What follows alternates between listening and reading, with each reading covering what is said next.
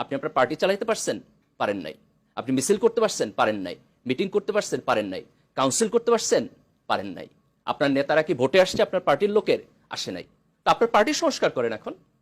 আপনি পার্টি সংস্কার না করে নির্বাচনে গেলে কি গণতন্ত্র দিবেন আমারে? আপনি দেশের সংস্কারের প্রশ্ন তুলবেন, রাজনীতির সংস্কারের প্রশ্ন তুলবেন, আপনার দলের সংস্কারের প্রশ্ন তুলবেন না?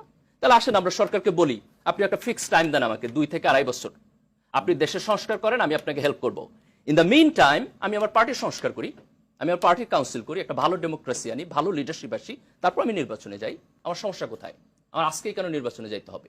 আবার রাজনৈতিক দলেরই কেন 5 বছর বসে সংস্কার করতে, অন্তর্বর্তী সরকারের কেন 5 বছর বসে সংস্কার করতে হবে? কেন আমরা আজকে এইরকম একটা সিচুয়েশনে দাঁড়াইয়াও যার যার পার্টি গেম খেলবো? কেন আমরা এগ্রি করতে পারি না যে আসেন আমরা 2-2.5 বছর সময় নেই, আমি আমার পার্টি সংস্কার করি, আপনি দেশ সংস্কার করেন, সবাই সৎ থাকি, স্পষ্টভাবে কথা বলি, কোনো অ্যাম্বিগুইটি না রাখি, এবং তারপর আমরা সবাই মিলে একটা